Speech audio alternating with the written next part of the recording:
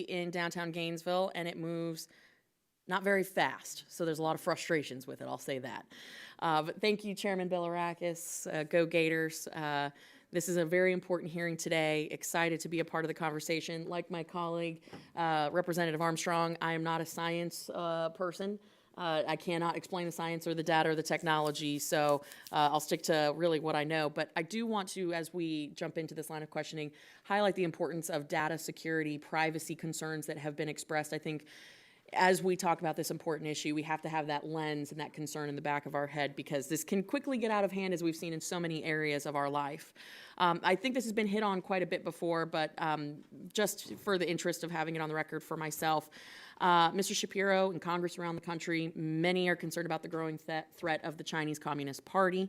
And we have seen that Americans increasingly, regardless of party affiliation, where they are in the country, any sort of background, they share this concern about the CCP. And tying that into autonomous vehicles and the testing situation that we're faced with, are there any U.S. companies currently testing in mainland China? That's the first question. Second is, are these companies able to send the data that they collect back to the United States from the mainland? I am not aware of any U.S. companies in testing in China, but I'd like to follow up with a response, especially if I'm wrong. Okay, no, I appreciate that. But on the... And the second question, can they transfer data back? There's plenty of laws in China that they have that we don't have. Right. And definitely Chinese companies are treated better in the United States by far than American companies are treated in China in almost every way possible. Having closed down our Chinese office there as a trade association, I could tell you part of the concern was for our own American employees. Right. Because I say things before Congress that are sometimes controversial, and it's Me too. I get that. And I think in this room we share a concern that China is a major strategic threat and what we should do about it. But I think we should beat them in the marketplace. And the way we beat them in the marketplace is we get this legislation passed, we get it out there. Of course, we focus on cybersecurity and our own things, but we have to get there because we've done nothing as a government for several years now, and other governments have seen that, and they're speeding ahead. And they don't have the privacy restrictions we have. They don't have the cybersecurity. They don't have the lawyers we have. They don't have everything and the challenges we face. They just get it done, and that's what scares me. You want to tell me how you really feel?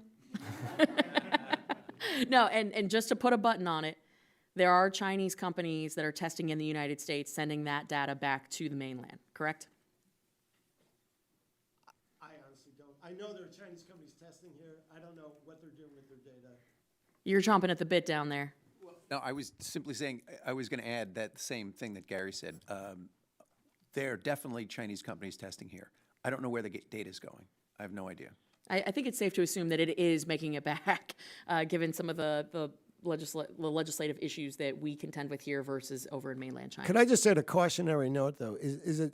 I agree with the intent on the legislation for China, but we have to be very careful. When we're talking about our publicly traded companies, if there are probably shareholders in China, and so if you own even a little bit of an American company, I don't think that should ruin the ability of an American company to do what it has to do to compete in this country and globally, frankly. I understand, and because I'm running short on time, I want to jump into this next section, but shifting gears, I think we can all agree that the National Highway Traffic Safety Administration's goal of creating a reporting process for AVs and driver assistance systems and real AVs, it was a good one, right?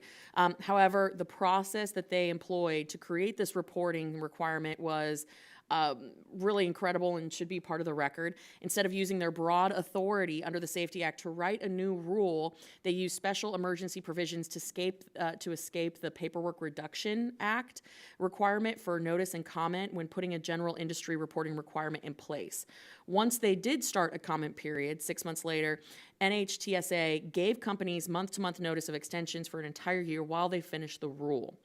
Now, this rule requires reporting of everything from an actual crash to a bird hitting a vehicle to someone posting on social media without any evidence that they were in a crash with an AV. Now, on top of that, if a company incorrectly submits data NHTSA does not correct or redact inaccurate data from the record. For example, incorrectly labeling level 2 driver assistance systems as a level 4 autonomous system before publishing it monthly on their website. Bad data equals bad outcomes and bad decisions. So this committee passed the TREAD Act in 2000, requiring reporting from all OEMs. Now, this committee knows how to structure reporting so that NHTSA can conduct oversight and get the data from industry. The AVSGO misses the mark. Sorry, I know that's a mouthful, but I'm getting to it. Mr. Shapiro, did NHTSA ever reach out to CTA for feedback on reporting requirements, and are you concerned about how they are approaching regulating AVs? And I know I'm over time, but take it away, because I know the chairman wants to hear this answer too. I'm sorry, I can't answer that question. I'll have to check with our team. But I will say I'm a big fan of the Administrative Procedures Act, and I think it's important that it be followed. And increasingly, as each new administration comes in, it seems we're diminishing the role of Congress and giving the executive agencies ability to, frankly, do things they shouldn't be doing. Absolutely. I appreciate your commentary. Thank you to all our witnesses, and thank you for everyone for being here in the committee today. With that, Mr. Chairman, I yield back.